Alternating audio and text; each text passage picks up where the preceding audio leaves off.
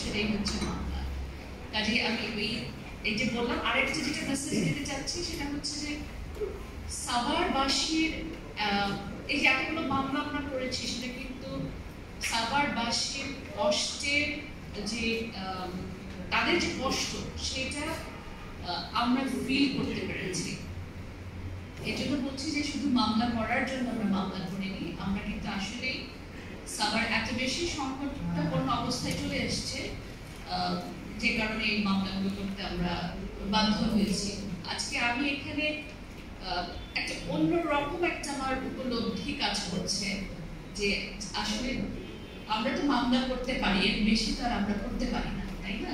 আইনের প্রয়োগ বলেন বা মামলার মাধ্যমে যে রায়গুলো হয়, যে নির্দেশনাগুলো হয়, সেগুলো কিন্তু ফুলফিল করার আবার আমাদের কোনো এখতিয়ার নাই। আমরা তো একটা ছোট এনজিও, আমরা ওই মামলার থেকে নির্দেশনা যে রায়টা নিয়ে আসতে পারি। কিন্তু যারা বাস্তবে এগুলো বাস্তবায়নের দায়িত্বে আছেন, আই এম সো হ্যাপি যে আজকে ওনারা অনেকেই এখানে আছেন।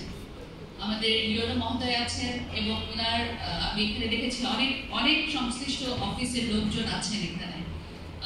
কাজে কি করণীয়, আমার মনে হয় যে আমরা যদি সবাই মিলে আজকে ঠিক করি যে আসলে কি করণীয়।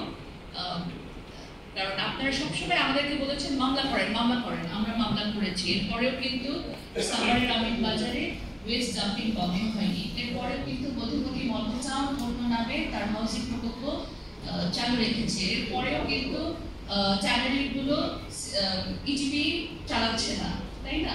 এখন আমরা বসে, স্যার এখানে আছেন, আমরা সবাই মিলে বসে করণীয় কি হতে পারে, বা একটা দুইটা আমরা জাস্ট ড্রাইভ দিয়ে শেষ না করে সেটাকে কিভাবে কন্টিনিউ করা যায়, আপনারা এলাকাবাসীরা কিভাবে সেটা মনিটর করবেন। কারণ আমি একটা কথা